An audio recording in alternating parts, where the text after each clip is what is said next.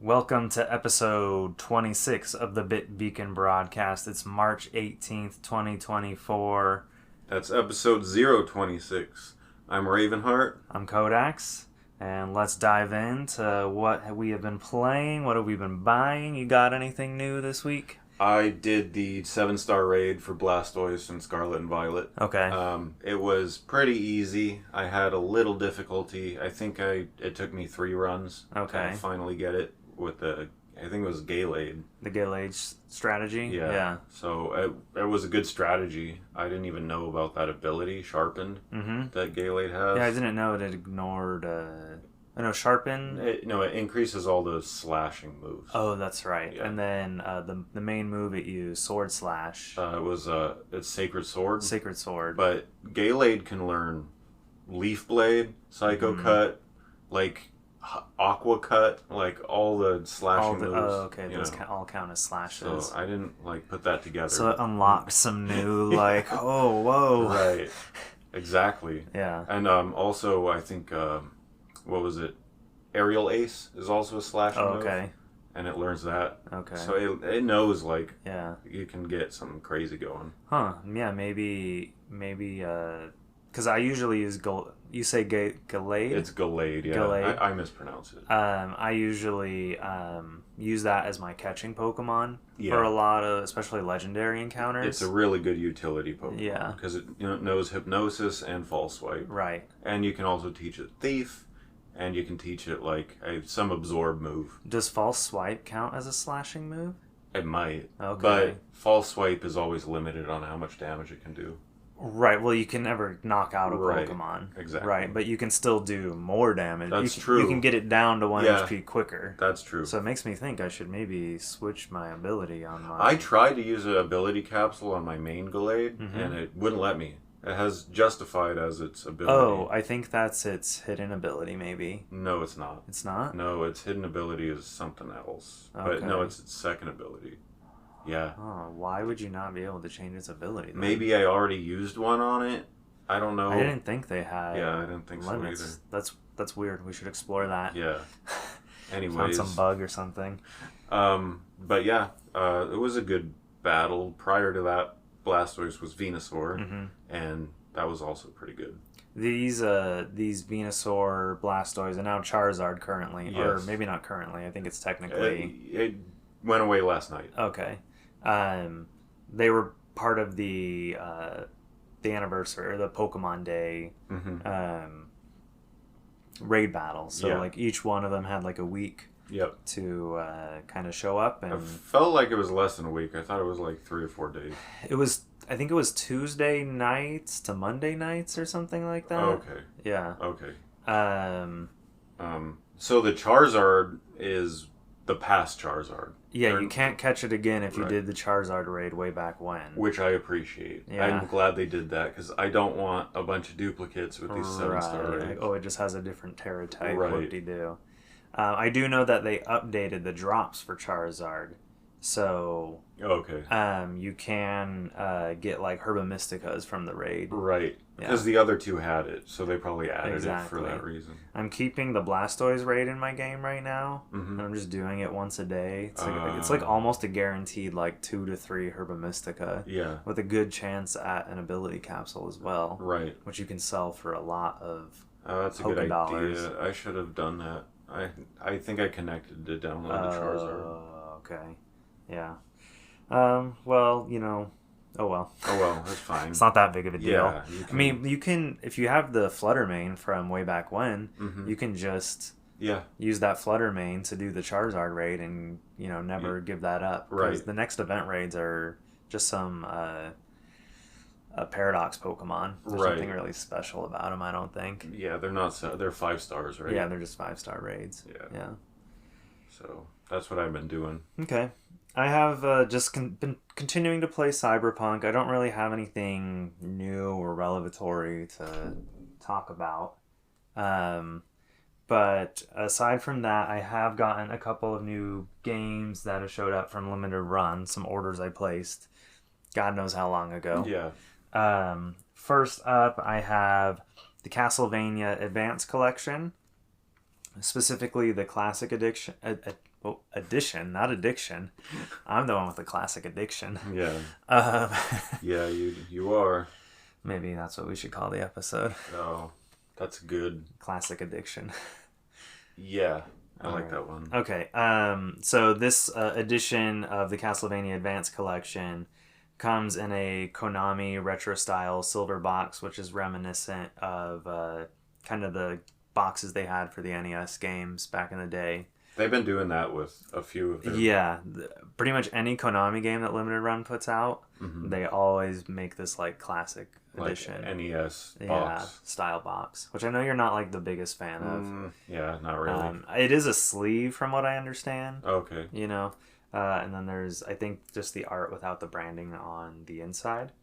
And so what's inside is the full game, of course. I think there's a steelbook, a soundtrack, and like a folding poster or something like that alongside of it. So it's pretty well packed in this little case here. Do you know, does it have a retail case as well as a steelbook? Yes. Okay. Yeah, Limited Run doesn't ship games in just steelbooks only, as far as I'm aware. Okay. I've never seen them do that. That's I haven't opened this yet. Right. But I do actually want to play this one, so I probably will end up opening it. But until I get around to playing it, I'm going to just leave it sealed for now. Aria of Sorrow is still, I think, my favorite Castlevania game. Yeah, so the 4 games in here are Aria of Sorrow, right? Yep. What are the other 2? Circle of the Moon and I think Lament of... No, not Lament. The other... shoot. I know Castlevania Dracula X is also on this collection. Which was not... that was on either SNES... That wasn't the one on Genesis. There is one on Genesis. I think that one was SNES. Let me see the box. Yeah, it has screenshots of all 4 of the games. Okay. It doesn't list them, though? Yeah, which is kind of... So this is Circle of the Moon. It's the most rudimentary control-wise. Okay. I have played all 3 of the Game Boy Advance ones. This one down here is Aria of Sorrow. This one here is Dracula X. And this one is the one I can't remember the freaking name Hold on. It's coming. Okay, Circle of the Moon, Harmony of Dissonance. Harmony of Dissonance. Yeah, that's it. Yeah. I've played all 3 on Game Boy. I remember in high school you would tell me how much you loved the GBA Castlevania games. I can't get enough of Aria of Sorrow. Yeah. Like I say, Circle of the Moon is the earliest one. It came out like way early in the Game Boy Advance lifespan. And so it's clunky. Like it feels like almost like NES Castlevania. Looks better, but feels that way. Okay.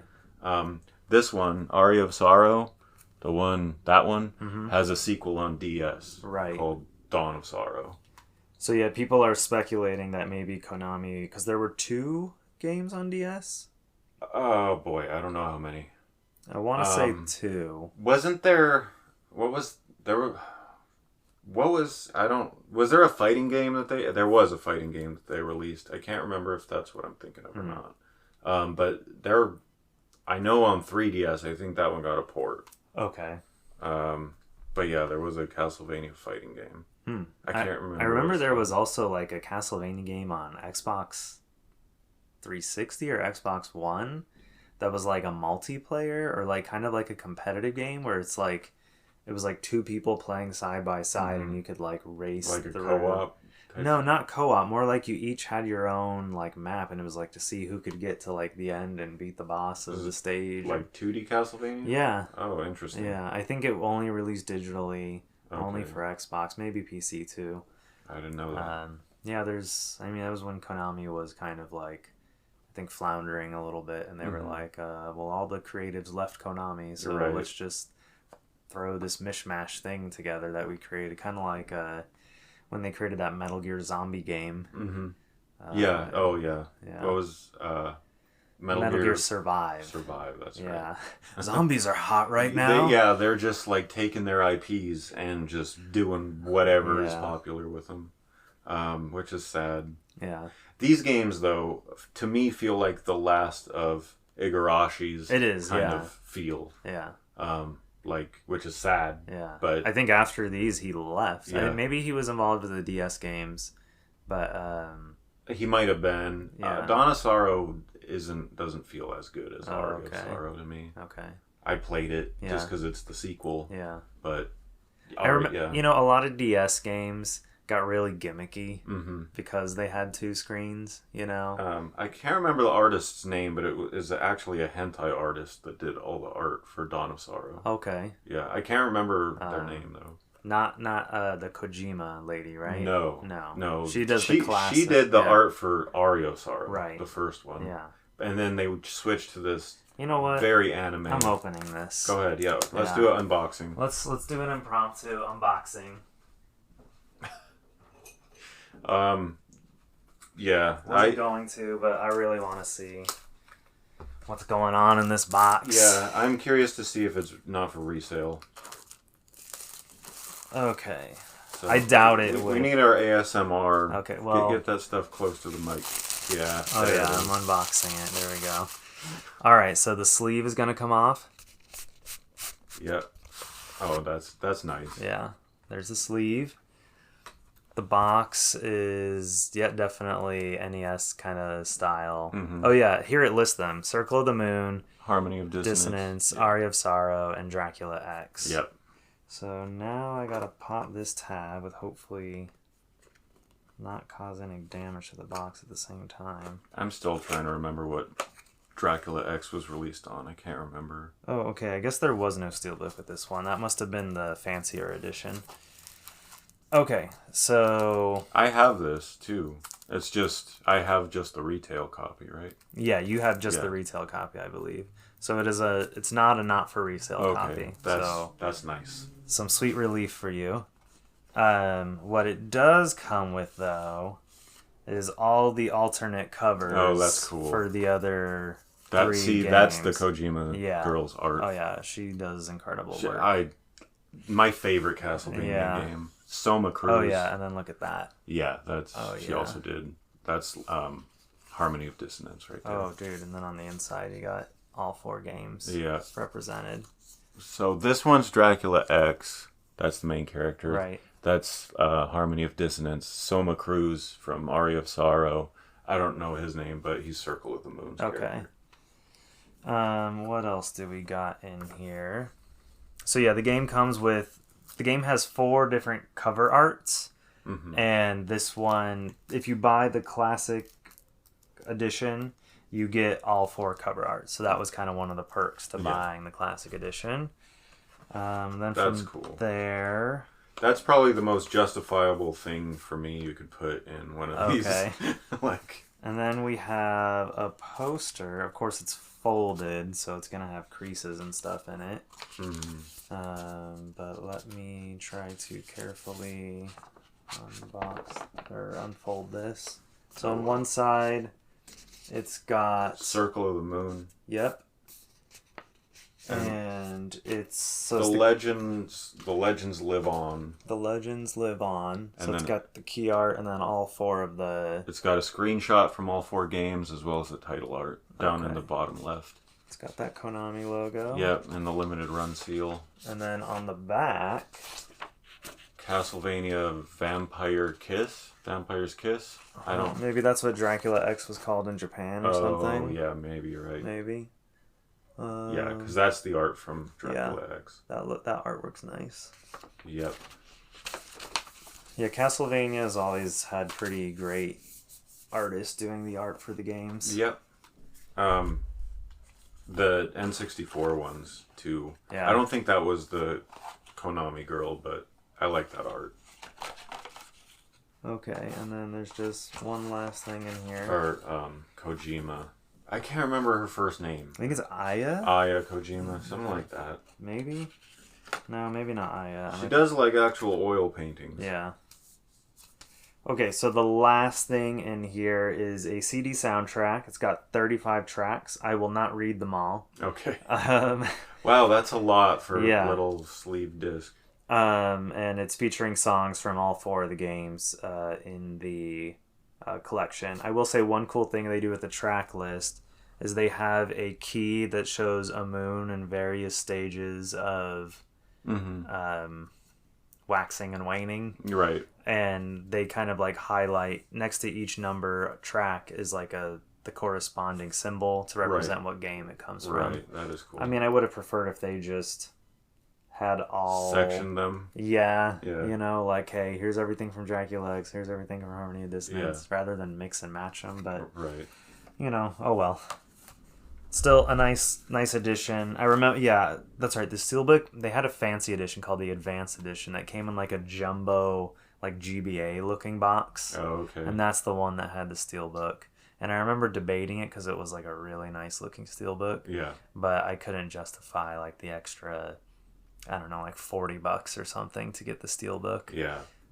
There's only so many like jumbo collection things you can buy in one year. I like this little classic edition because it doesn't take up that much more space than the normal game case. Right. It's just like 2 normal game cases together pretty much. Alright, so that is the impromptu unboxing. And then real quick, one more other limited run game, which I will not be doing an unboxing of, is a Game Boy Color game called Repugnant Bounty. It's created by, I believe, just one person, and their studio is called Star Lab. This is a homebrew game. Like, this is a relatively recently created Game Boy Color game. This is not officially licensed by Nintendo. Right. But it runs on Game Boy Color hardware, and they put together a physical release of it in a classic-looking Game Boy styled box. They even have the kind of where it would normally say Game Boy and then color and like colorful letters. It just says limited run, and then it says games in colorful letters. Can I see the... Yeah. I like the title art a lot. Yeah. Very kind of Square Enix-y. Yeah. And then, there's like kind of, not really artwork, key art, but there's some kind of like shadowing thing going on in the back here.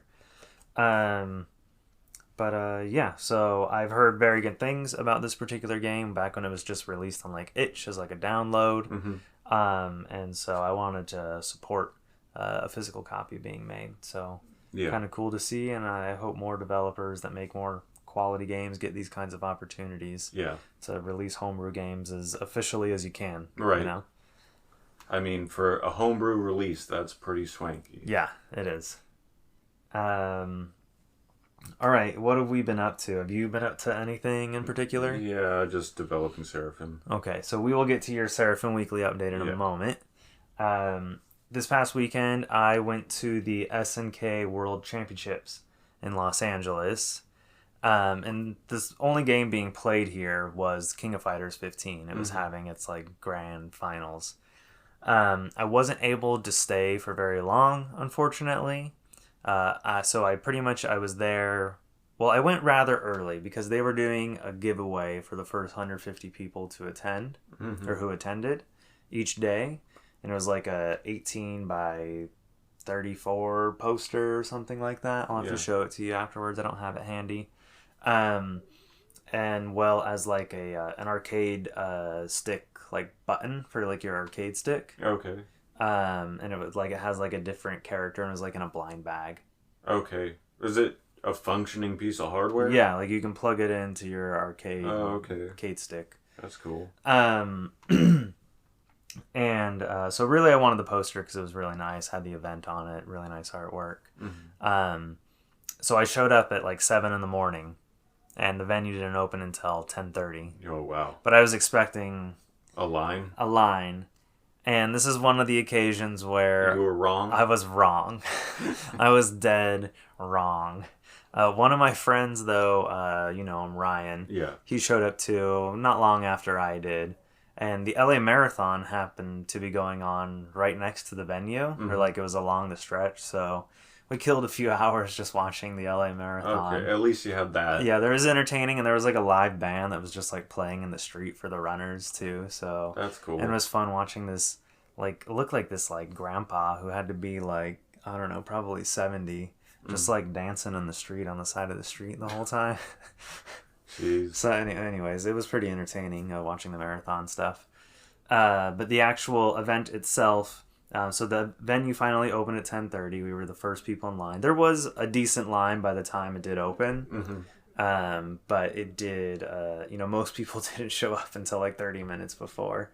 Gotcha. Okay. Now, it might have been a real pain for me to get down there if I had waited long, right? Because of the LA Marathon. Yeah, but that doesn't justify 3 hours. Nice try. I mean, yeah, I don't know. I mean, I don't know where I would have parked, or then the traffic might have been really bad. Anyways, yeah.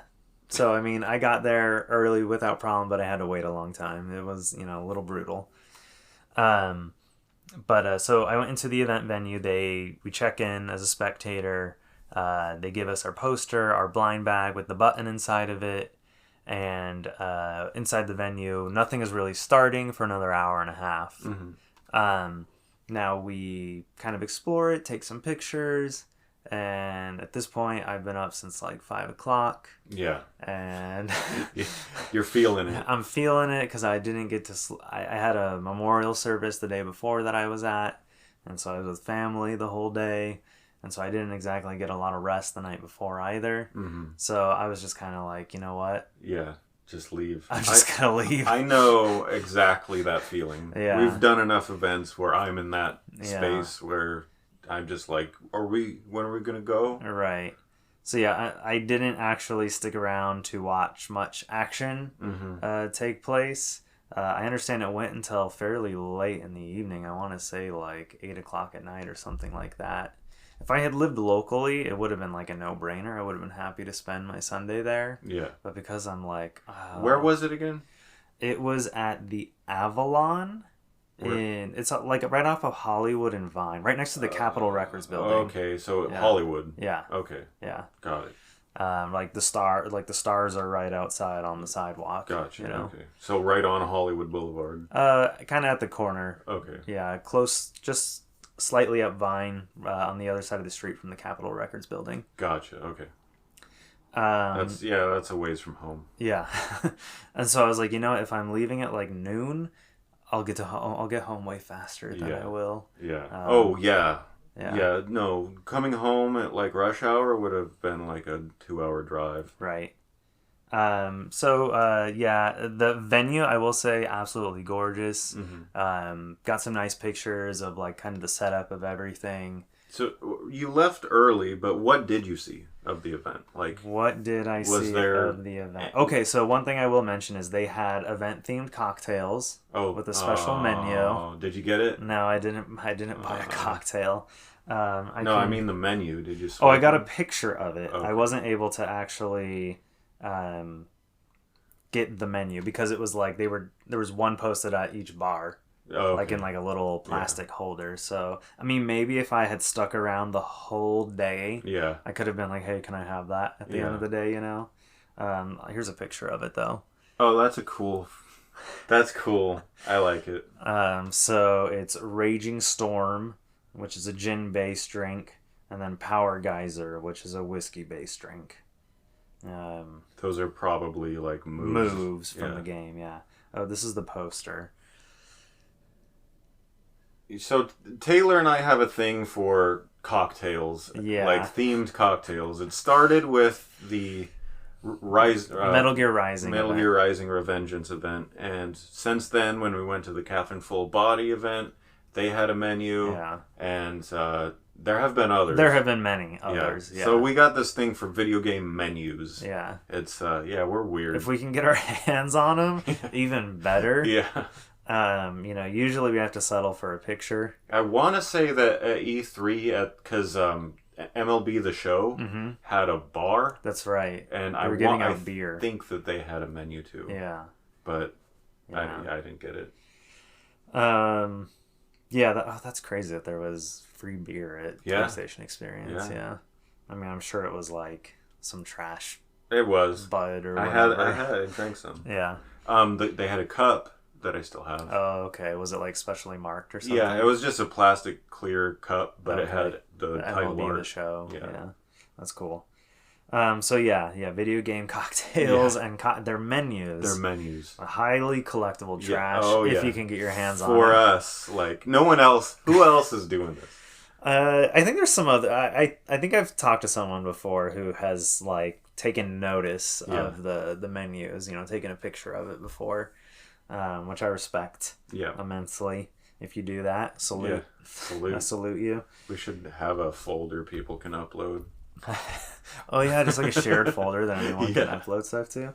Yeah, honestly, we need to start like some crazy like network collectible trash digital archive. Yeah, I mean, because that's the stuff that gets thrown away. Yeah, exactly.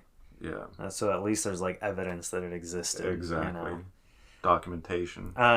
So yeah, honestly, I saw a lot of the competitors were hanging out prior to the event kind of like officially kicking off. There was an area where they had the game set up at these kinds of like booths, like in a sort of a seating area. Yeah. And so you could see some of the players were practicing with each other.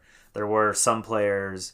There was a female player, which is pretty rare in the fighting game scene, to have made it all the way to like the finals. Yeah. And she was there, and like everyone wanted to get a picture with her. It was pretty funny. Oh, I bet. Well, remember the Go and she was like cosplaying as like one of the characters too. Oh, okay. Of course.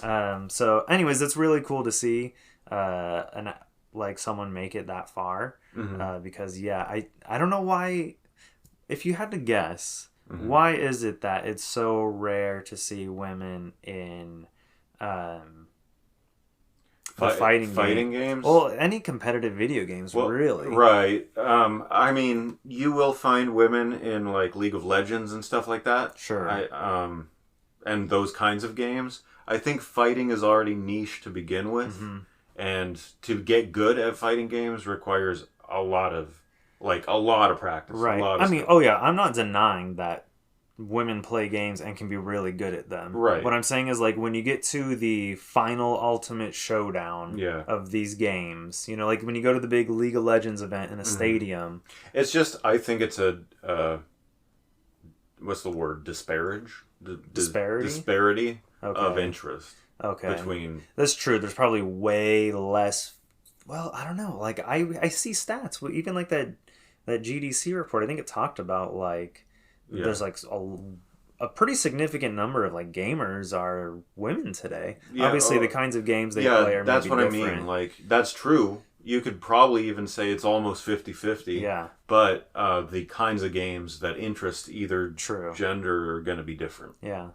And fighting games just probably don't appeal to even a tenth as many girls. Right. And, like games are probably not normally pitched to like young girls the way they are to young boys. Right. Like especially parents are probably not trying to guide their daughter towards games as often as like maybe a dad is guiding their son to play games. Marketing has historically always been more toward boys. Yeah. And like I say, there are a lot of girls. I have an ex-girlfriend who loves Soul Calibur. Mm-hmm. She loves it. Yeah. And other fighting series, but it just, to get to the competitive level is like a whole other commitment that I just don't think a lot of girls are doing. I mean, I don't have that drive. I don't have, I don't either.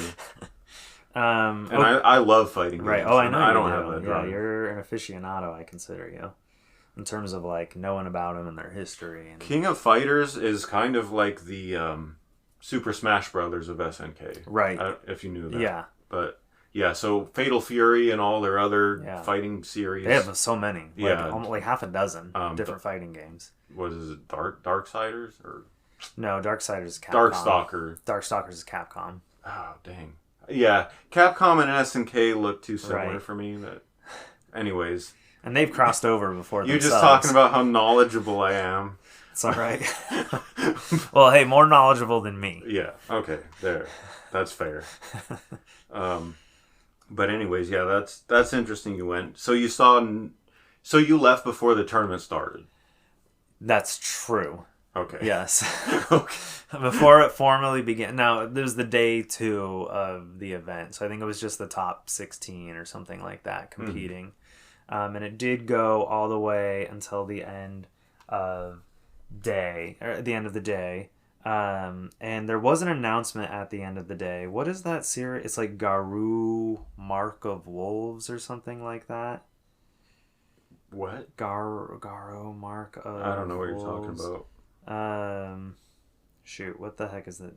Okay, so they announced last year they announced a new Fatal Fury game is being made. SNK did? Yes. Okay. And it's kind of a combo game because in 1999 this game Garou Mark of Wolves came out, and so this Fatal Fury game is being called Fatal Fury City of Wolves. Okay. So in a way, I think it is also kind of a mash of two of their fighting games. They probably share a universe. Oh yeah, I think Namco has all but like officially like stated that Soul Calibur and Tekken share a universe. Right. Like, and they do. Yeah. They do. But I'm sure some of the characters have appeared. Yoshimitsu has always been in both series. Okay, gotcha. Every title. Okay.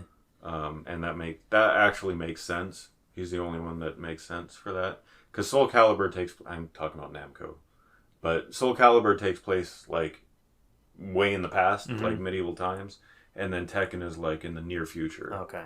So, but Yoshimitsu's lineage has lasted that long, so he's in both. But yeah, fighting publishers do that. Okay. They like to share universes because it's probably easier to... Yeah, and they can bring characters over and things like that. Exactly.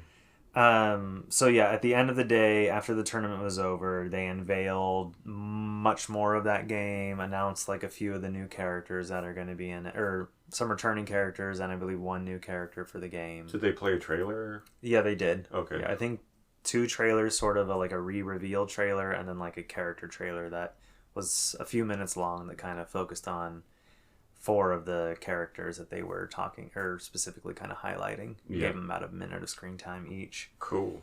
But yeah, I didn't actually see the tournament. Actually stay to watch it. I was like, oh man, I can't be out all day again. Yeah. Like the last 2 days, I've been out until like late at night, and I was like, I can't do that. Yeah, again. no, I've been there. Yeah. Believe me. So I got my thing, I got some pictures, got that posterity, and then you showed up, you took all the swag. I checked in, so they have me on record as showing up. Right. I got the wristband. Unfortunately, no lanyard and badge for spectators. Was the wristband branded? No, it wasn't a branded wristband. Dang. Yeah. I love it when the wristbands are branded. It's another thing for us. Okay, and then last night, I got tickets to the Honkai Star Rail first anniversary event that's happening in Los Angeles called One Night in Penacony. Penacony is the new world that was added to the game in the 2.0 version. Right. It's sort of this hybrid Vegas / like 1950s Hollywood kind of vibe going on to it. That's cool. Yeah, it is actually a really unique kind of... I can see that working with Honkai Star Rail. Yeah. And so part of their first anniversary event is they're hosting these events all around the world, and one of them happens to be in LA. And so tickets went on sale last night at 7. It was kind of a mess. I managed to get 2 tickets, one for me and one for my girlfriend, but I had to like check out separately in order to get the tickets. Weird. Yeah, my ticket was at 7 o'clock, and then my girlfriend, the second ticket that I got was at 7:01. And last night they sent out a notice that Eventbrite had issues and that they oversold the event. Oh, jeez. And so they said, you may get a refund notice. So I've been kind of waiting in anticipation all day to see because I was thinking I was going to wake up to the refund notice, but still nothing had come through. You probably got in early enough, knowing you. Well, shortly before we started recording, my 7 a.m. ticket is secure, but my ticket for my girlfriend at 7:01 is not. Interesting. It was canceled. That's interesting. Yeah. 1 minute. Yeah, 1 minute. And I heard from my friend, or Ryan. Yeah. I mentioned him earlier. His ticket got canceled. Wow. Yeah. That sucks. So. Wow. At least I really wanted to go with my girlfriend because it's like a themed party apparently. Mm-hmm. Like, and you had to pay to get into this too. It's $40. Wow. Includes valet parking. So what's going to be at the event? Like, what is it? Yeah. So they basically described it as a themed event.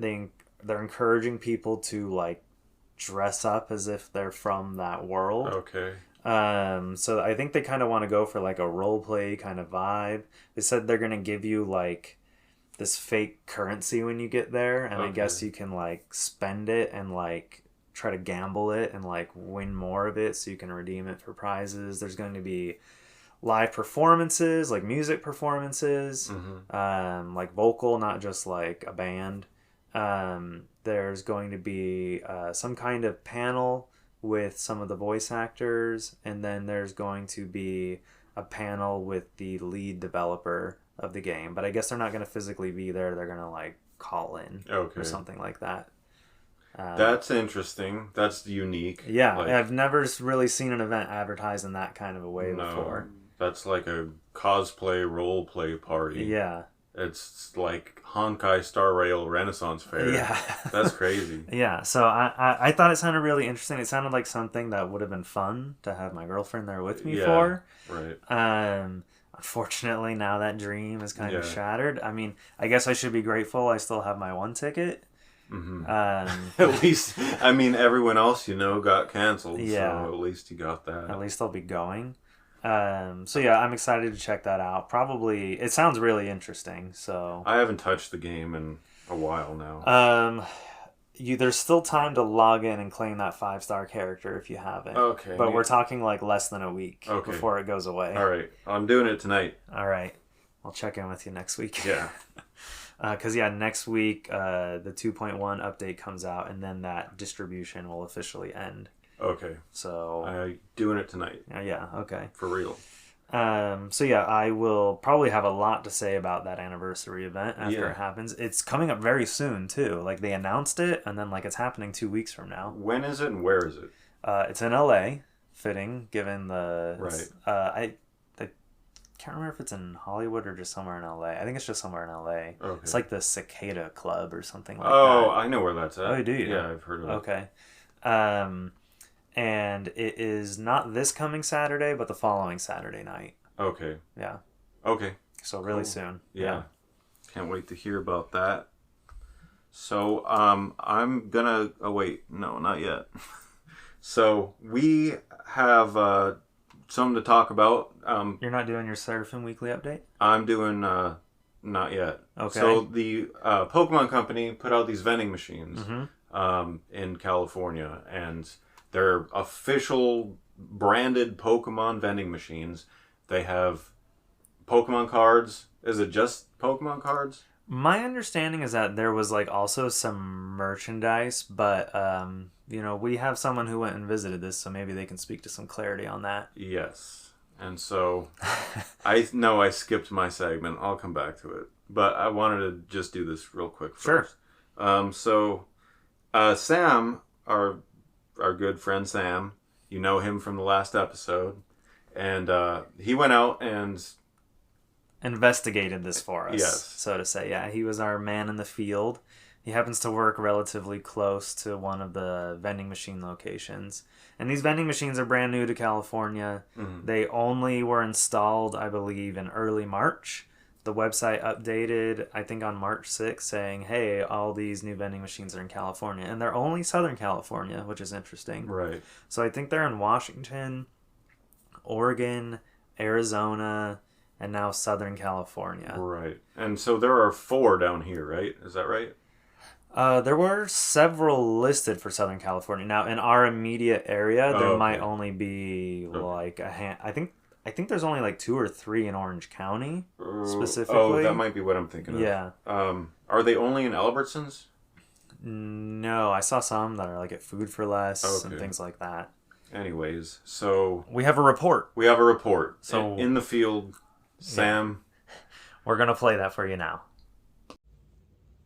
So I went to recently check out the new Pokemon vending machines at the Albertsons in Fullerton, California, and quite interesting. I mean, to first find a vending machine dedicated to Pokemon trading cards in a grocery store, but had to check it out, and it's interesting how it blends into the front of the store because you have your Coinstar machines and your Rug Doctors and all that stuff, and then you'd have the Pokemon machine, which is it's really, really cool, actually. So it's a touch screen basically machine, and from there you can see all kinds of trading card everything from booster packs to whole collection tins all available at this machine. And so of course I had to go and buy myself some booster packs just to try it out for myself. So what's really cool is that when you do select it and go through the whole process, there's different animation sequences that will pop up, and will like there'll be a Pokeball wrapped in a present, and it will and then you see Pikachu for like a split second saying, "Oh, your card is on its way," and all this other stuff. So it really is a cool experience, and I highly recommend it if you get a chance to check it out. It is card only, and also there's no receipt papers that come out of it. They ask for your email to give you a receipt. So yeah, overall it was a really cool experience. My only gripe, because I did buy a couple different card sets, and then of course me being impatient while trying to wait for the card to come out, I was prematurely reaching in there thinking, oh, all of my cards are going to be available as I reach into the vending machine to grab it. And in reality, I had to grab my one set of cards and then let the door close and then wait for it to do its thing and then drop another set in, reach in and grab the second set, and so on and so forth. So something to keep in mind. I mean, it seems kind of unusual just because with most vending machines, you have your item drop down and then you're basically done collecting the item after that. So, but yeah, no, it's really cool to see something like this available. Prices were pretty scattered for the most part. I think I paid about $4 per booster pack for the single 10 card booster packs from the more recent series. They did have tins that went upwards to 40 to 50 to, I think I saw one for like $80 or $90 on there. So, wasn't brave enough to go that route and buy a whole tin, but interesting to see.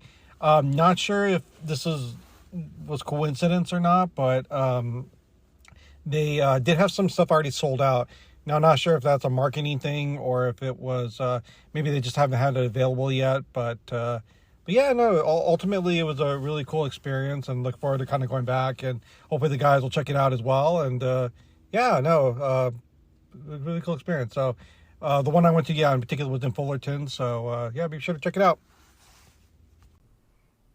Thank you, Sam, for that very, very informed report. Yep. Thanks, Sam. I think we're going to send you out in the field more often. So, this topic just interests me a lot. Okay. I've always, because, the Pokemon cards had a vending machine set, 3 vending machine sets way back in the day, back when I was in 4th grade, and I always thought about that. Mm-hmm. I only tangentially knew about what it was. Now I know a lot more because I can see online, but I, in 4th grade, thought Pokemon cards existed in some vending machines. Every time I'd go to a hotel or something, I'd check all the vending machines.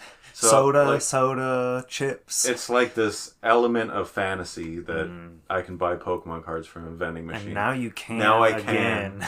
So I am definitely going to go. Okay. These are probably going to be around for a long time. Right. Yeah. It seems like it's a pretty permanent fixture. Yeah. It's a lot to invest.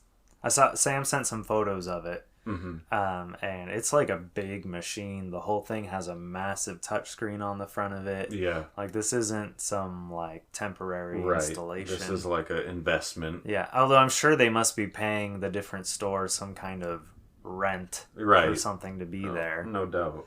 But I gotta imagine people walk in to go grab a Pokemon card, or they see it on their way out. It's kind of like a mutually beneficial thing. I mean, we see Pokemon cards in the checkout line at stores. So yeah. This makes sense. I I like that Sam went into detail about the actual vending experience. Yes. And it's interesting how he had to get his cards one at a time. Right. Like so like he must have like selected and paid. I don't know if he did all one transaction or if he did like a separate transaction for each one. The way I heard it from him, what I am thinking is that he is able to place all of the items in his basket, so to say. Yeah, and then check out. All right. That's what I got. Yeah, that would make the most sense. So yeah, he thought they'd all be there, but I'm sure the vending machine is having to go to each station where the item is at. I wish he told me a little bit more about all the specific items that were available, like what sets and retro cards, and but he did talk about like tins being in there. So these machines are made by the Pokemon Company. Right. So if I had to guess, it's probably only going to be relatively recent sets. Maybe going back to some Sword and Shield stuff, perhaps. Yeah. But I don't think you're going to see Wizards of the Coast packs in there. Yeah, no. I wish. That'd be so cool. Oh, man. $4 for like a base set pack. Yeah. Oh, yeah. It wouldn't be that, but still to see like the old school Charizard sitting right there. Yeah. But yeah. So as a side note, I definitely have... The hankering is there for me to get back into writing on the Bit Beacon. And I'm thinking this is like the perfect opportunity for me to actually write my first short little article. Okay. I might go to the same location. Yeah, go for it. But I'll be taking pictures and get like a shot of all the stuff that's in there and the checkout process and write about it. Okay. Yeah, I think I'm going to do that this week. All right. I support it. Yeah. All right, we're going to move on to some news now. Oh, no, we forgot. Quite. We skipped over the Seraphim update, so let's get to that. So I'm going to go ahead and go forward with the Seraphim update. Do you want to save it for the next episode? Because we're doing 2 today. Yeah, we are going to do 2 back-to-back episodes. You know what? Why not? Let's save it for the next episode since we're a little short there anyways. Right, and we've already gone on for a little bit. Okay, so first piece of news. We've got 2 news stories for you today, but the first one is going to be about Warner Brothers delisting games published by Adult Swim Games from digital storefronts. So Adult Swim Games is the game publishing arm behind the late night block of TV from Cartoon Network known as Adult Swim. Yep. If you grew up in the 90s, you probably encountered Adult Swim at some point, if you had cable. And it was kind of like a bizarre-esque like channel built inside of Cartoon Network. Yeah. At least back then, like the programming was so strange. For me, like when I did have cable access, which was not all the time because I didn't at home, Adult Swim was like my thing. And like I'm staying up for Adult Swim. It felt like you were watching something you weren't supposed to be watching because the word adult was in it. Yeah. Even though there was nothing really like not real. Bad. There were animes back in the day That's true. That were bloody and violent. And you cussed a lot. Yeah. Okay. Yeah. After 10 o'clock, you could do whatever you wanted on network TV. One. Yeah. For me, I associate Adult Swim with Space Ghost Coast to Coast. Yes. Yeah. I never watched it, but I know all about it. Yeah. I mean, at least now at this point, I'm sure you've seen Space Ghost Coast to Coast on like YouTube or something. I've seen clips. Oh, okay. Yeah. So, yeah, I mean, without getting into details, because it's not really important to the story. Not at all. But it was basically, like, they repurposed this old Hanna-Barbera show called Space Ghost into a late-night talk show. And you would be interviewed by, like, they'd get some celebrity or author or who knows what. Yeah. And they would basically just be looking at a camera while some other guy sat in a room and asked questions, and all the person could hear was their voice.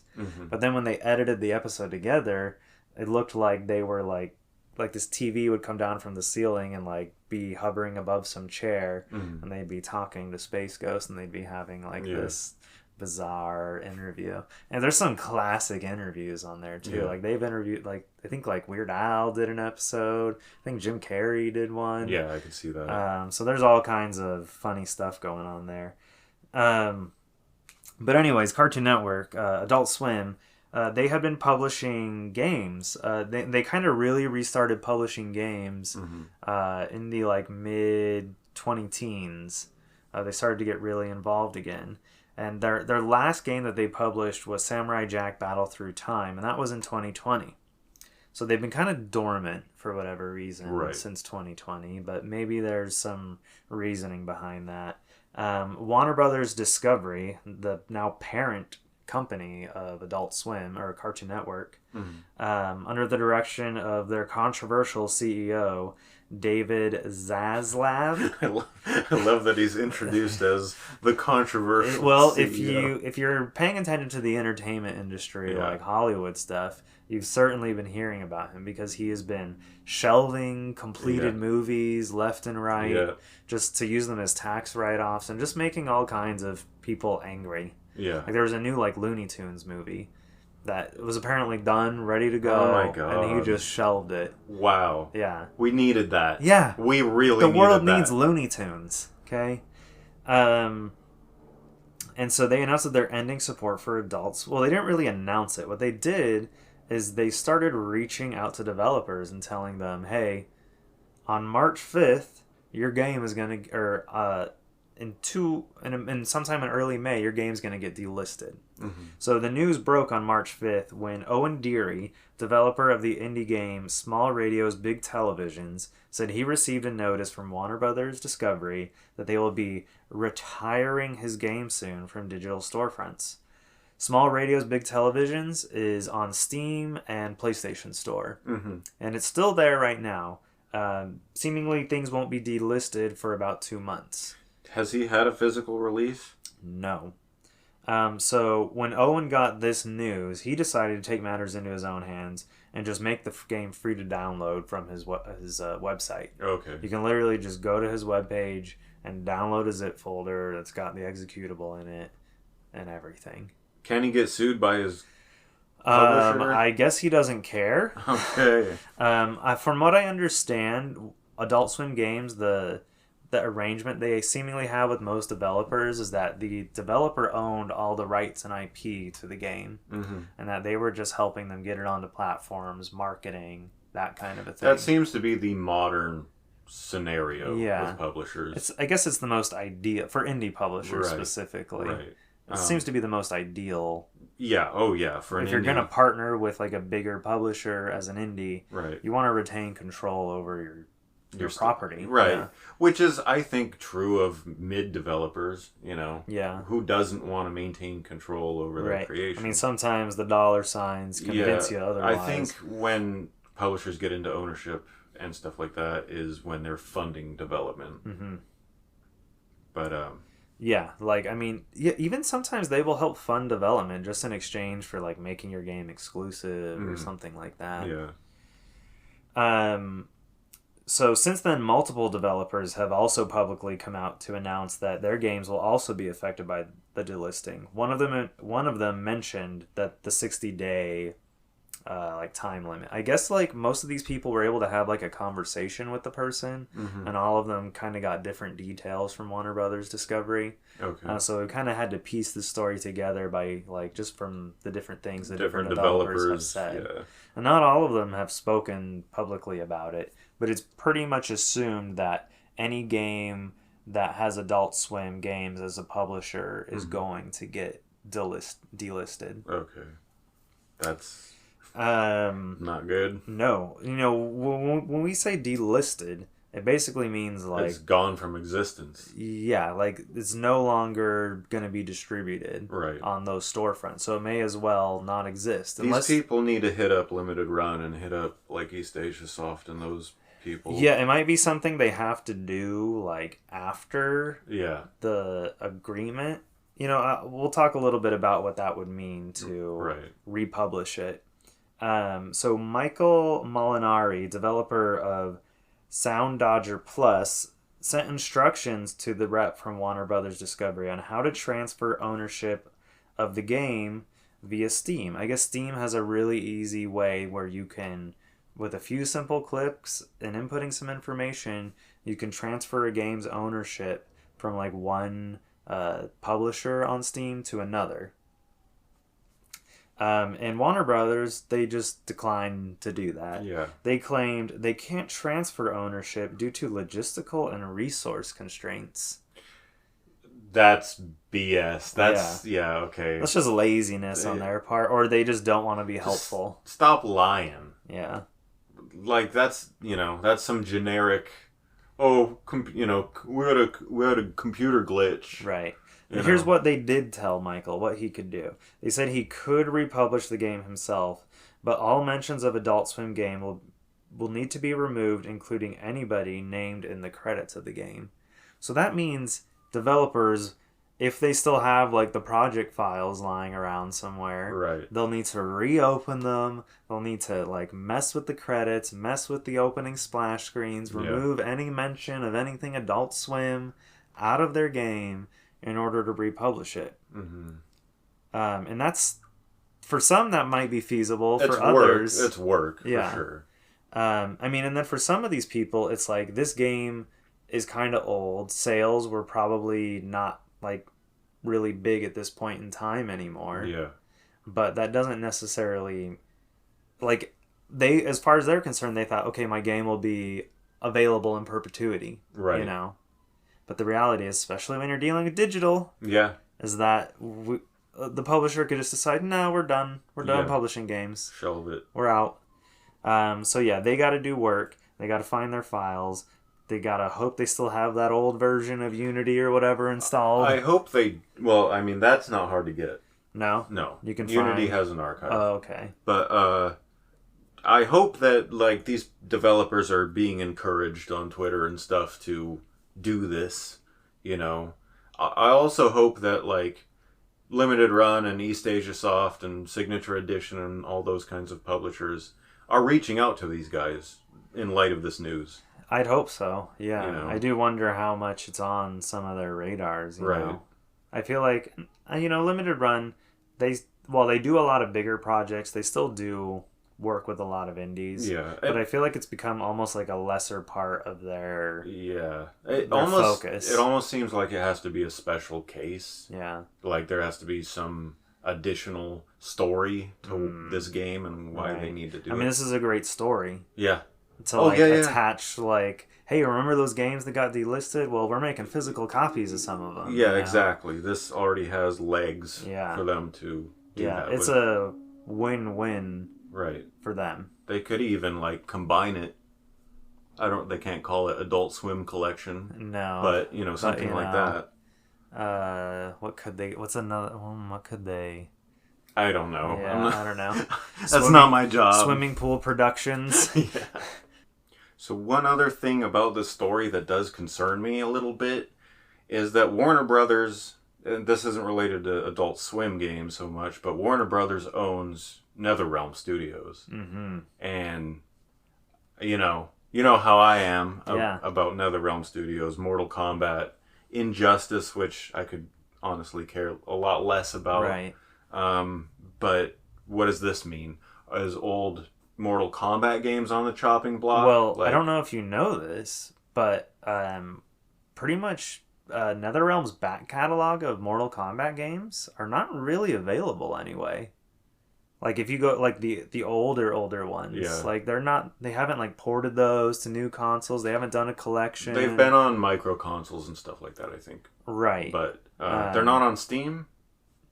There might be one or two places you can find them, but like, we're seeing like compilation, like Capcom has been like porting all their old fighting games to modern consoles, making them still relevant and available, adding in online, play and things like that to them. Right. Like 25th anniversary collections. Yeah, exactly. Like Mortal Kombat, these anniversaries just keep going by. Right. And nothing is happening to them. Yeah.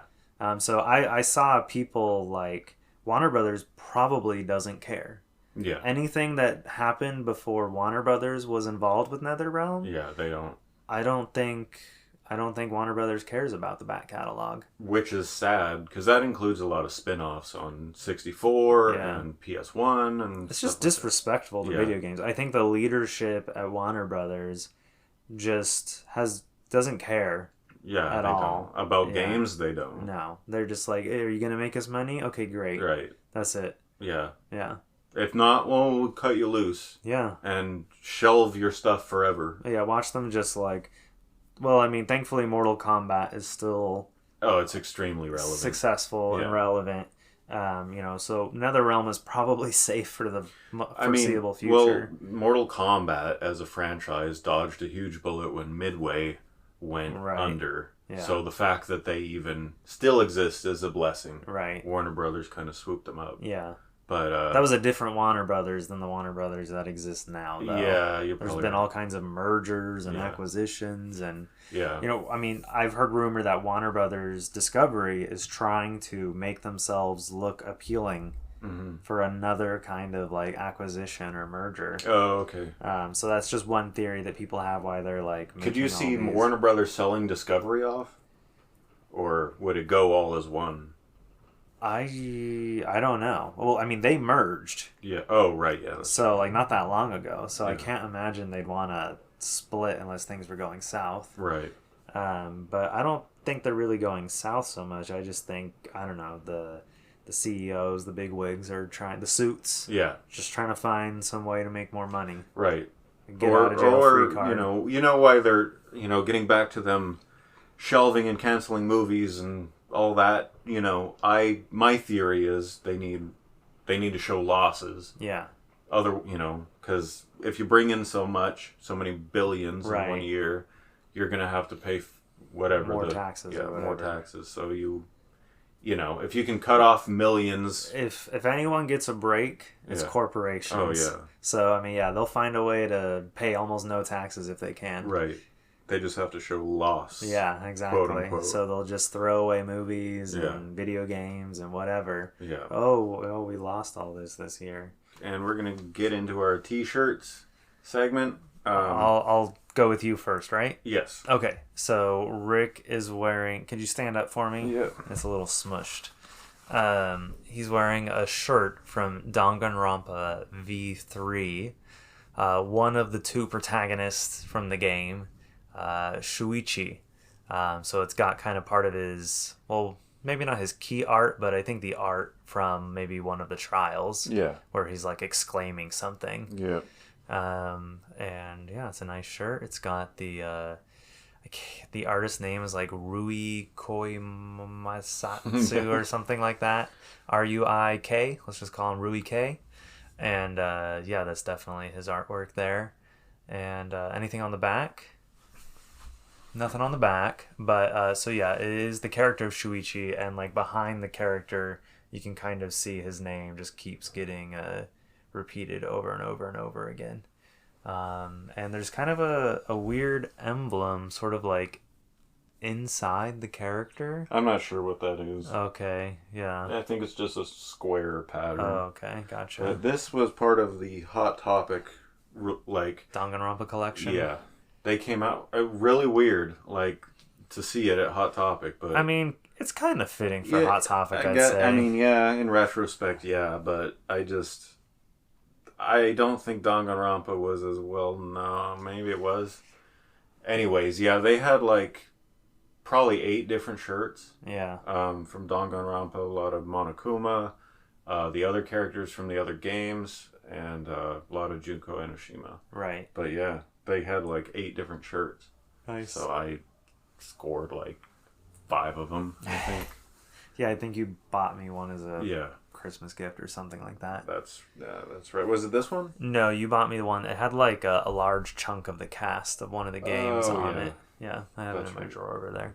So, what am I wearing, Ray? Taylor is wearing a gray t-shirt, and on it is the Nintendo logo with the World Championships 2015 that we attended back in 2015, and then Los Angeles, and the date, June 14th, 2015, at the bottom. So this is an event that we attended together. It was 25 years from the original, and we're actually going to get into talking about that event. Let's take a little trip down memory lane and talk about the 2015 Nintendo World Championships. Yes. So as Rick said, and as is stated on my t-shirt, it was June 14th, 2015. It was located at what is now known as the Peacock Theater, but then it was known as the Microsoft Theater. And I think it was just very recently renamed the Microsoft Theater. Really? Yeah, so like it was kind of hilarious to have Nintendo doing an event. Wasn't it the Nokia Theater at one point, too? It was, yeah. Like, this building So I think it was the Nokia Theater when they first announced they'd be doing it, but then like the rebranding happened. Yeah. And so it was the Nintendo World Championships at the Microsoft Theater. Right. I don't think Nintendo made mention of the location too much, you know? But like during the presentation. Right. So you also mentioned this was the first Nintendo World Championship since the original back in 1990. Yes. So that was 25 years. Maybe would have been a good topic to have in last week's episode. Probably. But we ran long. Oh yeah, we didn't put it in there. No. Kind of put things in perspective, Nintendo was about 2.5 years into the Wii U's life cycle at this point. Yeah. So the Microsoft Theater is a big, big theater. It's where the Game Awards are now being held. Right. And it seats thousands and thousands of people. We've been in there many times. Yeah, a lot of times. So competitors, in order to get on the stage and qualify, you had two ways. You could be like a special guest that Nintendo invited, like a YouTuber personality type of person. Right. I think there were 8 people from that kind of category. And then the other 8 people were from these Best Buy qualifier events, where you would have to play NES Remix on the 3DS, which was like kind of a compilation / remix game where like think of like a Wario micro game thing, right? But like specifically like playing old NES games. I remember this. Weren't some of them tweaked? Oh yeah, they were tweaked. They had all kinds of special little modifiers and things going on with them to make them like more micro gamey. Do you remember any of these Game Boy or Best Buy events? Well, I know. I'm trying to remember. I almost feel like we went to this. So we went to a Best Buy event, but it was for the Mario. Yeah, we went to a Smash Brothers event. Yeah. And we also went to the Super Mario 3D World. Yeah, that's the one I'm thinking of. Yeah, so we did those two. But I don't think we went to these qualifier events. I think there was one in Southern California, but it like wasn't immediately near us. Mm-hmm. So I don't think we were able to attend. I don't remember even seeing them. Yeah. I remember hearing about hearing about the qualifiers and not thinking that I would qualify, but more that like, oh, it'd be cool to go to this, get some collectible trash. Right. But yeah, I remember looking it up and I was like, no, I'm not gonna make it out to that location wherever it was. It was probably somewhere way out. Maybe, yeah, Thousand Oaks or something. But yeah, I want to say there was one in Southern California, but I was like, no, I'm not making that drive. It was hosted by Kevin Pereira, who you may remember as the host of G4's Attack of the Show, which was originally known as like I think Screensavers or something to that effect. Right. This is the old school G4, right? Yeah, this is G4 before they went defunct. Now I don't know if G4 had already gone defunct in 2015 or not. Oh, they might have. I think it was. Yeah, Kevin Pereira may have been looking for some work. Right. But I remember thinking he was kind of an odd choice because like Attack of the Show was known for kind of some risque content, I would say. Olivia Wilde stuff. Yeah, Olivia Munn eating like hot dogs on like a rope and stuff like that. I remember this. So I remember like, wow, it's not the most like family friendly. It didn't start out that way, Attack of the Show. Right. It started out as like more game centric. But then it did get like more into general tech, and then it just got into like. I remember Olivia Munn playing in a ball pit and stuff like that. Yeah, just they were making use of her in various different ways. Moving on from that, before Rick says something, we have to cut. Players, so if they made it to the stage, essentially how it worked is on the stage there were, I think, 4 or 5 rounds, and then if you lost a round, you went into this thing called the underground, where it's like you were going in like a warp pipe, and then you played with the other players who went to the underground, and you kind of played like a final elimination kind of match. Right. If you survived the underground, then you got to like go back up with the rest of the competitors. Yeah, I think this is reminiscent of the original tournament. Yeah. I think it went that way. Okay. So the games that they played Splatoon, they played Blast Ball, which was an unreleased game that was later incorporated into Metroid Prime Federation Force. They played Mario Kart 8. They played Super Smash Bros. For Wii U. And they finished the game off, or they finished the competition off with a round of the as of yet unreleased Mario Maker game. Right. And so the two final competitors, I think it was John Numbers and someone named Cosmo or something like that. Right. They ultimately competed in the final round, and John Numbers won out. Miyamoto comes out on stage, presents John Numbers with the award. They also had a trophy, I think, for second place as well. Right. Before we recorded, we were looking back some of the photos that I had taken, and I saw Miyamoto like holding both their hands up in the air as they're holding the trophies. So, you know, a cool event if you were a competitor for sure, but we have some memories of actually being there in person, being outside the morning of. I remember we got there pretty early. The line was long. The line was huge. Yeah, it was like wrapping around the Microsoft the whole entire theater. Yeah, we were thankfully, since we got there early, I don't think there was too many people in front of us. Maybe 100. We were around the corner from the entrance. Right. We were probably a few hundred. Maybe back. You're right. But there were thousands. People there. Yeah, like it wrapped all the way around and went like down the street. Yeah. I do remember they were selling T-shirts outside before the event started. There was like a little cart, and that's where I managed to pick up one of the T-shirts. They came by with like a little flyer advertising that they would be selling the shirts, I think. I still have that flyer. You do? Where? Yeah. Somewhere in this room. I mean, I didn't throw it away. Yeah. So but I know I saw it not too long ago. Yeah. Because I can like see it in my head, and it had like the logo and you know all the information about the event, and they'd be selling T-shirts. So I'm glad I picked one up too, because I remember them saying there would be more inside, but they were like sold out. Like, so I think it was only because we were close enough to the front that I was able to. Did you get a shirt too? Yeah. You did? Yeah, okay. I have the same shirt. Oh, yours is probably like not worn or like barely worn. It's in a box with my other shirts. Okay. Yeah, so I remember getting the shirt. You had mentioned that when we were sitting there in the morning, someone who we later found out was a competitor was like coming by and like filming the line. He was just walking by, kind of goofy guy. Yeah. Walking by, and then you gave him some crap about how he didn't, you haven't signed a consent waiver or anything. Well, yeah, is he filming me? Where is he putting me? I don't know. Right. You know? He mentioned that he was just filming for himself. Okay. And he kept walking, all proud.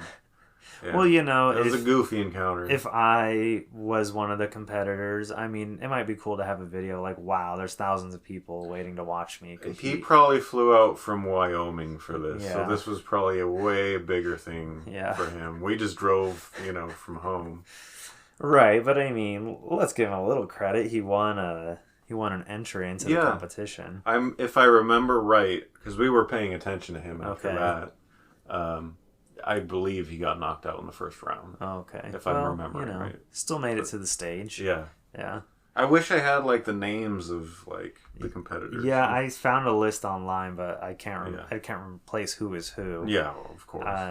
I know before the show began, there was sort of like a little pre-show, and they had some announcements that happened in there, and one that people got really excited about was the creator of Earthbound came on the screen. Right. To announce that the original NES Earthbound game was being localized in English officially for the first time. Yeah. And it was going to be on, I think it was just on Wii U. Right. As a download title. As a download, like a, what do they call it? That was the Virtual Console? Virtual Console title, yeah.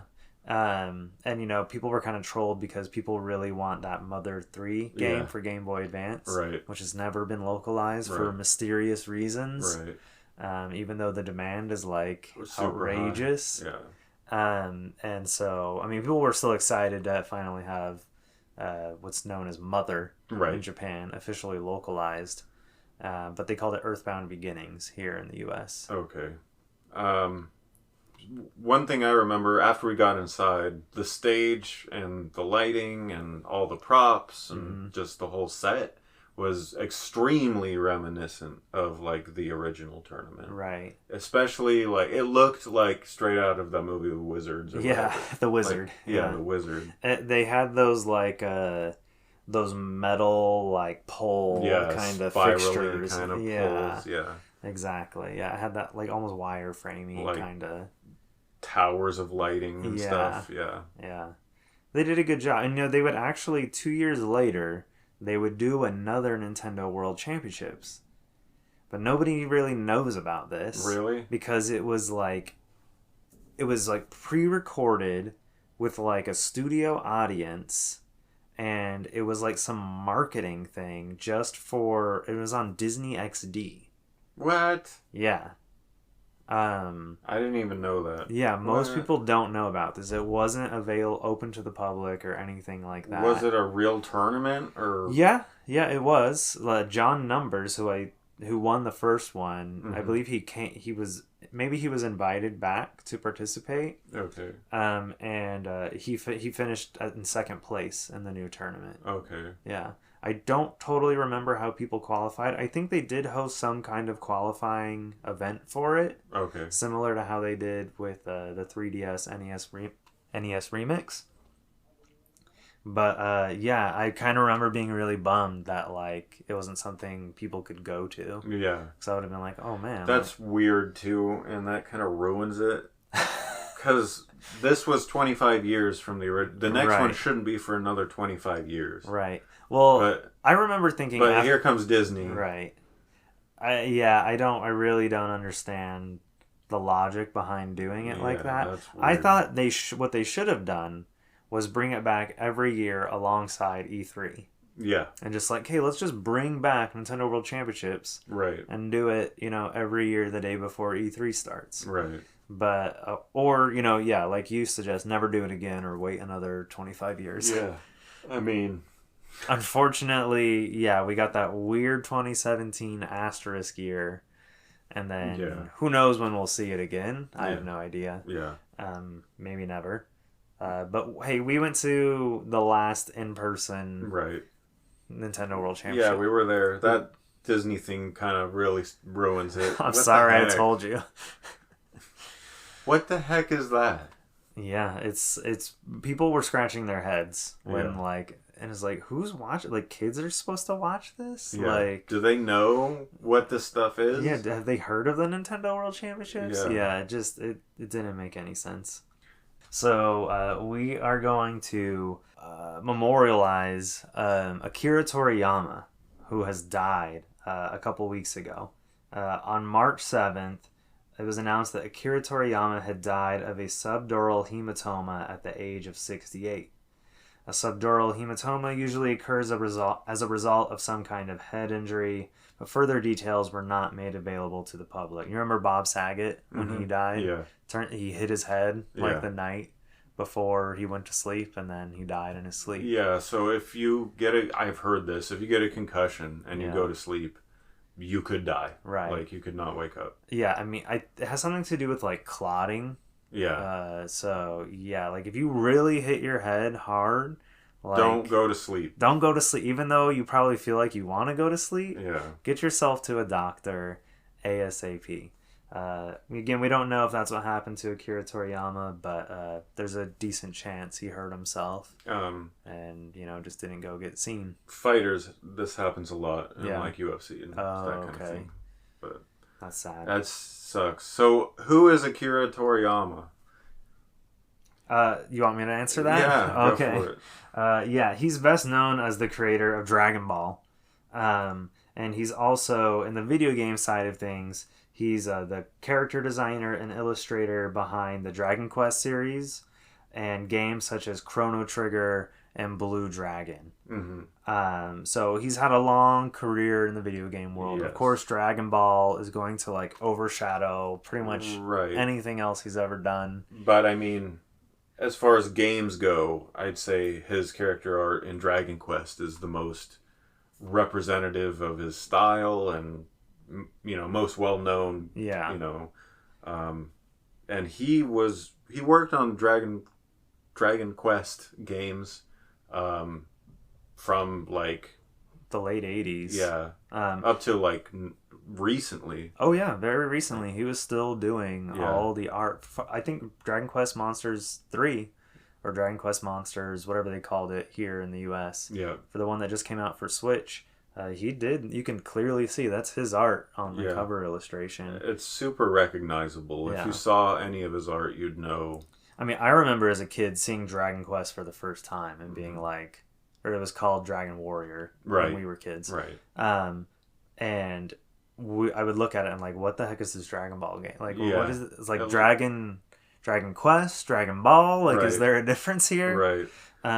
So he first found success in 1980 with his manga Dr. Slump, but it wasn't until 1984 that serialization of the Dragon Ball would appear in like manga magazines every month. In 1989, the Dragon Ball manga would come to life as an anime, which is crazy. 1989. That's how far back Dragon Ball. Oh yeah, the original Dragon Ball series. You can tell. Yeah. You go watch episode 1. It looks 1989. It's got that perfect. It's gold. Yeah. That series is gold. It wouldn't be until the mid 90s that Dragon Ball Mania would sweep over America via Toonami from Cartoon Network. I have a little bit of information here from the Dragon Quest illustration book. Akira Toriyama wrote a little piece about how he was approached and how he got involved with Dragon Quest. Yeah. So I just want to read from this book. It's published by Viz. I think you can find it on Amazon. Yeah. It was out of print until last year when they did another printing of it. Okay. So the one I have is the second printing. It says so in the back, which is, want that first printing. Right. But I remember, like, I had it pre-ordered originally, and then I canceled it for some reason because it was kind of pricey at the time. And then it went out of print, and it went, like, really expensive, like $40-50. Oh, wow. So thankfully they reprinted it, though. I'm glad to have it rather than not have it.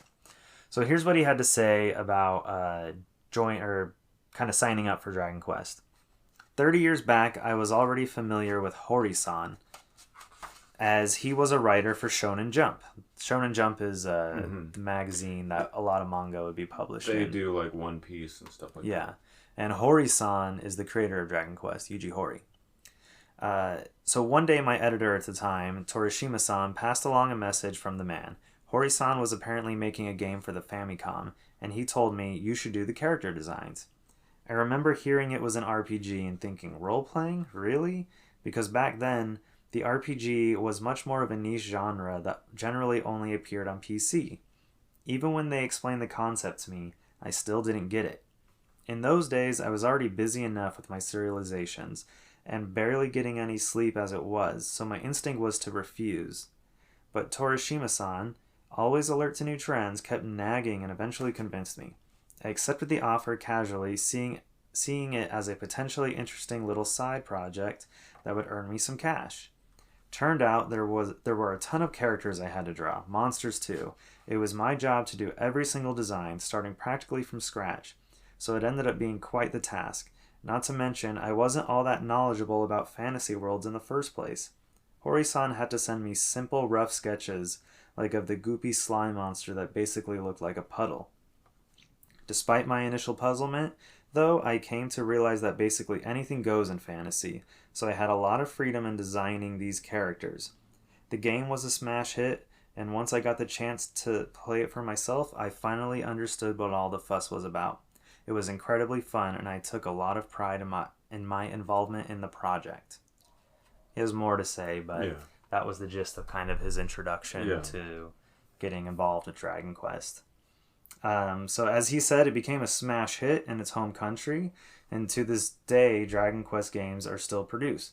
When you include the main series games, spin-offs, and remakes, there are more than 36 releases in the series, rivaling Oh, yeah. Like, maybe only second to Final Fantasy. Yeah, it might beat out Final Fantasy if you count titles. Yeah. Toriyama, until his death, still did character designs and cover illustrations for all the Dragon Quest games. I mean, the book that I have right here literally has all of his everything up until I think it has like one or two illustrations from 11 because it wasn't quite out yet. Right. But it was coming out very soon. But aside from that, it's got like everything, all the covers he did for magazines, all the box arts, all the little advertisement arts, everything.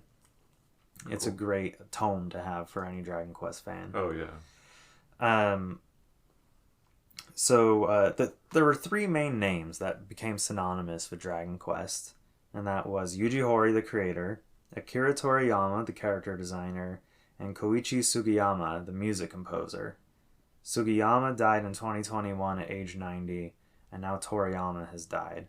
Of the trio, only Horii now lives.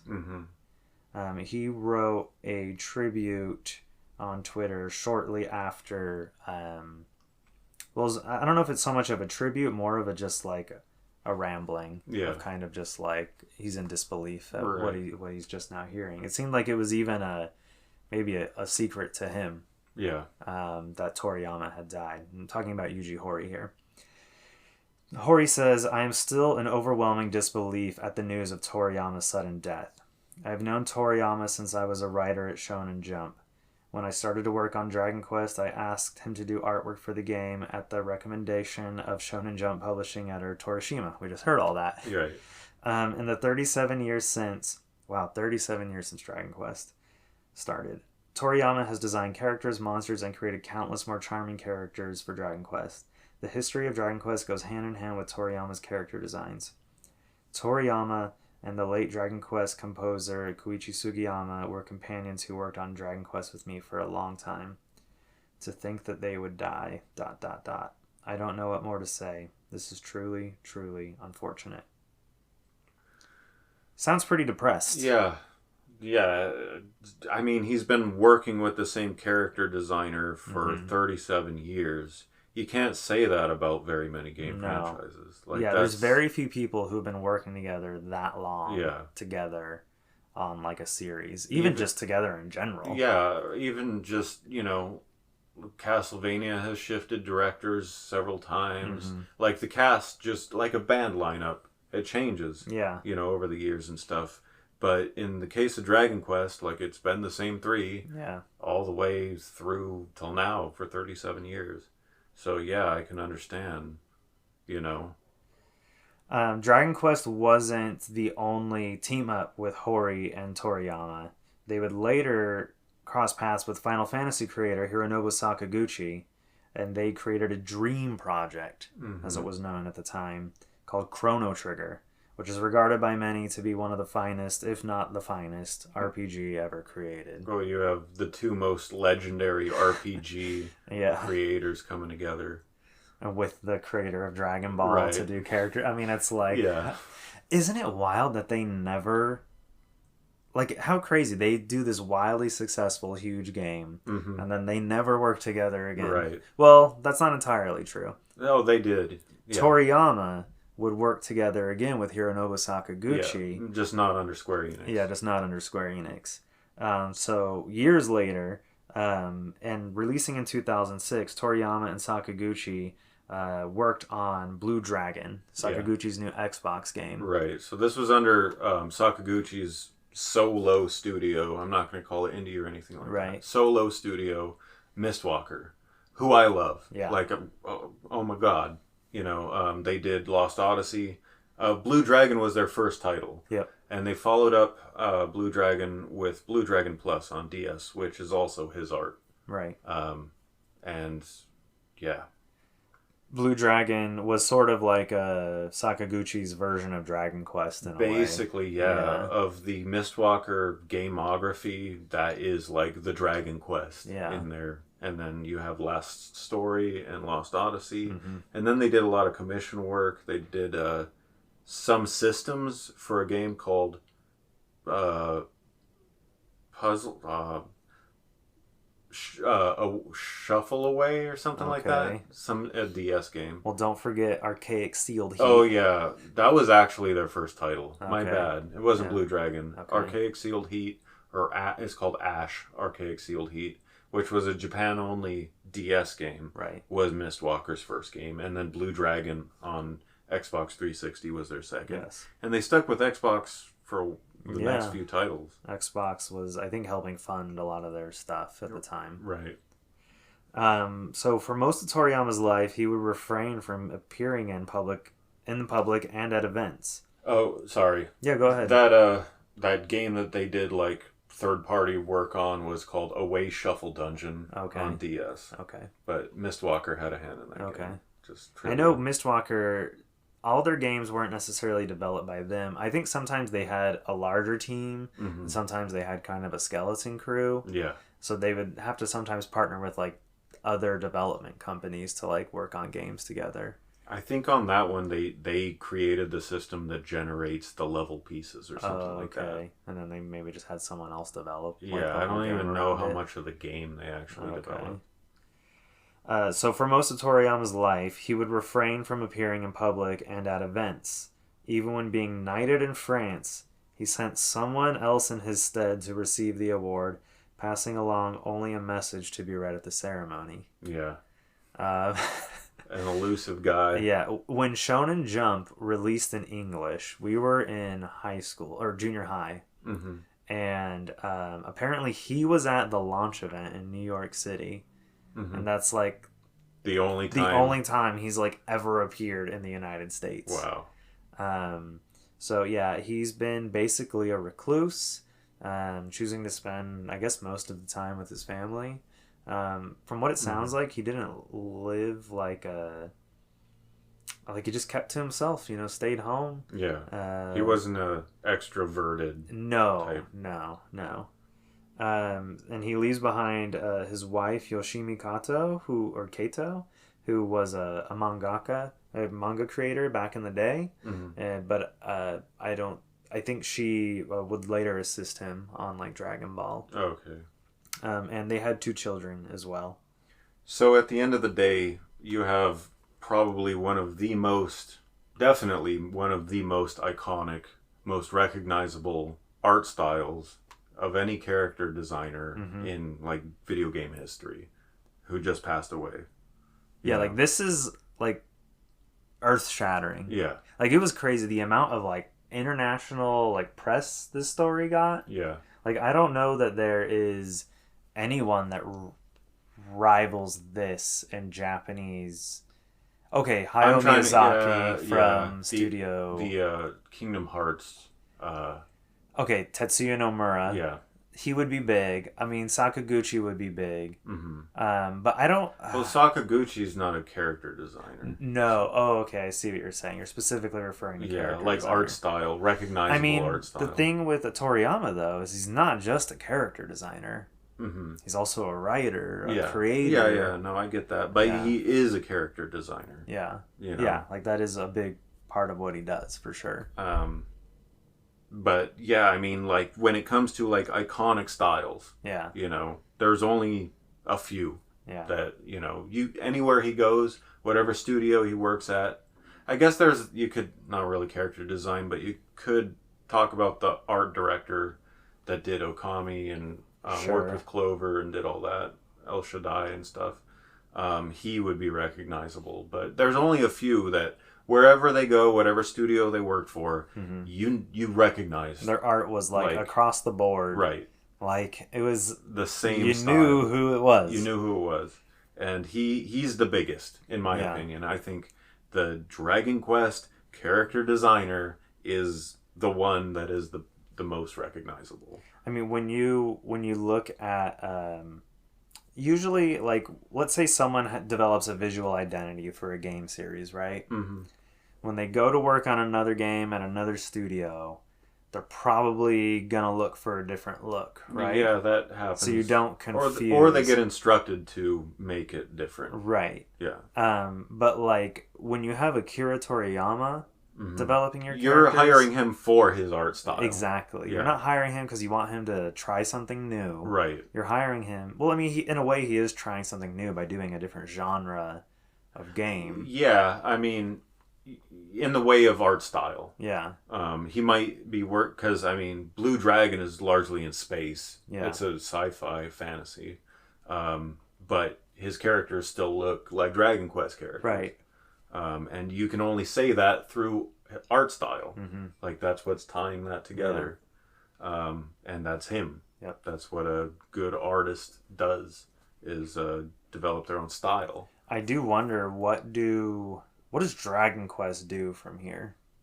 Yeah, it's not going to be the same anymore. That's a good point. I did think of that too. I mean, I know Dragon Quest 12 has been in development for 3 or 4 years now. Yeah. I think since 2020. I think their best move... Okay, let's talk about possibilities. Okay. So, I think their best move, and probably isn't what they're going to do, but is try to find the best copycat they can. Okay, well, first I'll say, I bet you his work on 12 is already done. Yeah. I bet you the new character designs, the new monsters he needed to design, probably finished those a while ago. Because at this point in development, they're like making 3D models of everything. Right. You know, they needed all that finalized a while back. Yeah. Now, Dragon Ball still has like new manga coming out. Right. And he does have someone who does it for him now. Yeah. Yeah. Toriyama was not drawing that anymore. No, right. There's another guy who basically is like his protege. So, Square Enix's best move, in my opinion, get that guy. Yeah, probably. Yeah.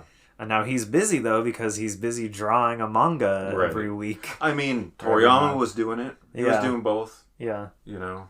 He could be the next Toriyama. Yeah. Literally just carrying on the man's art style. Yeah, I mean, I think that's what's happening. I mean, I think Toriyama was still involved with, like, the story and things like that. Right. And Toriyama actually has a new game coming out soon, Sandland, which is based on another old manga of his. I didn't know being about published that. by Namco or Bandai Namco. Really? Yeah. The demo actually just dropped today on PlayStation and Xbox. I'm surprised Square Enix let him do that.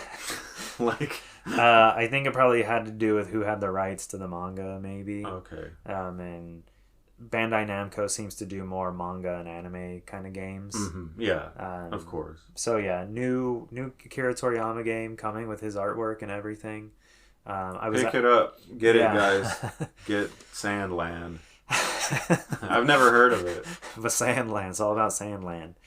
But yeah, he leaves behind just an immense legacy through Dragon Ball and Dragon Quest and Blue Dragon and Chrono Trigger. Yeah.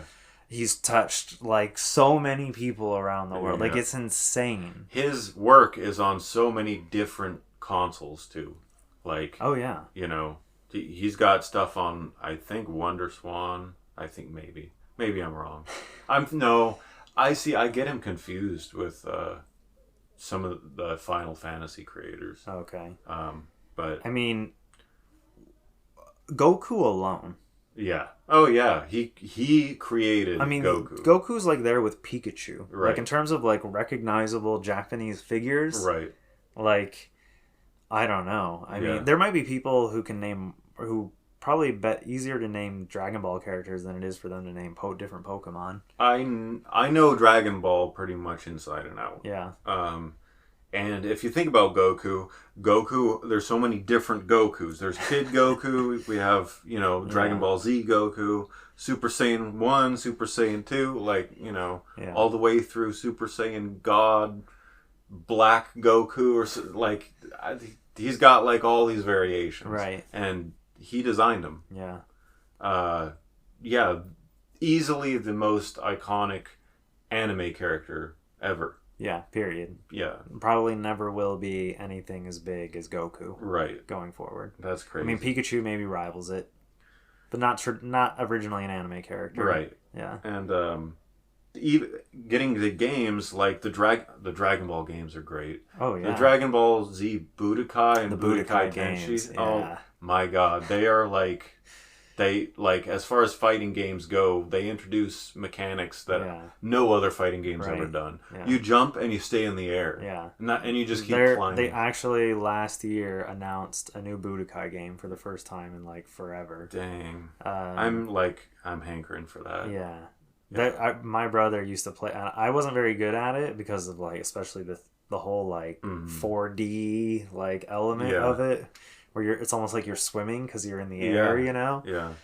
It takes some getting used to, for sure. But my brother and his friends would play all the time. It was like watching the anime come to life. Like all the sound effects, all the visuals. Yeah, it's all there. The moves. And, the cinematics and everything. Yeah. It focuses entirely on battles throughout Dragon Ball, and battles are what drive the story of Dragon Ball. Oh, yeah. But watching the reason the anime, the original Dragon Ball anime, is 300 some episodes is because you have all those scenes of Goku and Bulma and Chi-Chi and Master Roshi and everyone having dinner and stuff. Yeah. That's not in the games. No. You know? Yeah. So you are missing that. Right. And that is like, I know some people don't care. They just want to get to the next battle. Right. But for me, that's like what makes it precious. No, the slice of life portion of Dragon Ball was always like, I don't know. Yeah, it just felt very like wholesome and heartwarming. Yeah. It's like you were sitting there at dinner with them. It's super endearing, especially that original series. Yeah. Oh yeah, the originals. I mean, like the series, like Dragon Ball Z is great too. Yeah. And I haven't kept up with things in a long time. I started with Z. Okay. And then I went back and watched all of Dragon Ball. Which took me like a year. You know what was really confusing as like a young kid in the late 90s when Dragon Ball Mania was kind of going crazy? Yeah. It's like Dragon Ball would be on and Dragon Ball Z would be on. Yeah. You know, so like I'm like, wait, what? Wasn't he a kid a second ago? You know, like yeah. So I can see that confusion. I would get mixed up a lot watching them on Toonami, especially because I just caught them whenever I caught them. It's also just overwhelming.